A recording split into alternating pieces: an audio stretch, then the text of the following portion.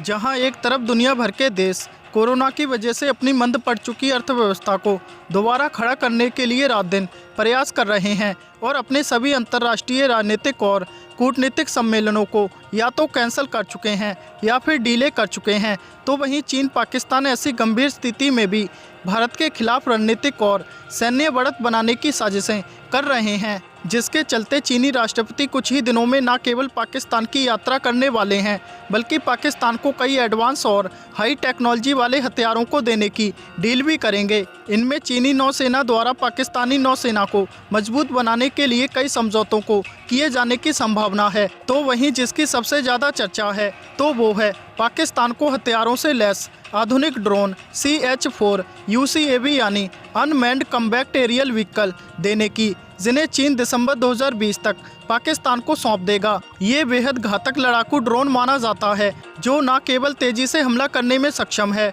बल्कि इसकी जासूसी की रेंज भी काफ़ी ज़्यादा है।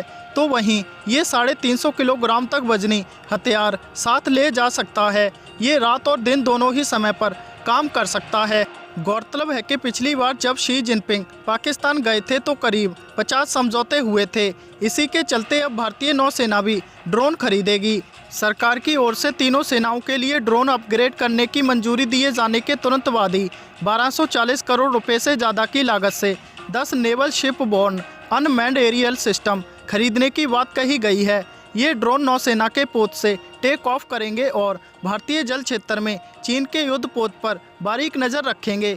इसके बारे में सरकार के सूत्रों ने बताया कि ये ड्रोन फास्ट ट्रैक प्रक्रिया के तहत खरीदे जाएंगे। इनकी खरीद अगले 1 साल में कर ली जाएगी। इन ड्रोन्स की खरीद खुली बोली के जरिए की जा सकती है। नौसेना की योजना इन ड्रोन्स को बड़े आकार के युद्ध पोत पर तैनात करने की है। इससे चीन के साथ ही भारतीय जल क्षेत्र के आसपास अन्य विरोधियों की गतिविधियों का पता लगाने में भी सहायता मिल सकेगी। इन ड्रोन्स को निगरानी और टोही गतिविधियों के लिए युद्ध पोतों पर तैनात किए जाने की संभावना है। इसके अलावा भारतीय नौसेना संयुक्त राज्य अमेरिका से सी गार्जियन ड्रोन प्राप्त करने के लिए भी एक परियोजना पर काम कर रही है। वो परियोजना इससे अलग है। इसके जरिए देश के जल क्षेत्रों में अपनी निगरानी का विस्तार करने की योजना है, जो मेडागास्कर से लेकर मलक्का जल डमरू और उससे आगे तक पहुंचती है। तो वहीं सेना ने अपने प्रोजेक्ट चीता को भी पुनर्जीवित कर दिया है, जिसके तहत तीनों सेनाओं के लगभग 90 हेरोन ड्रोनों को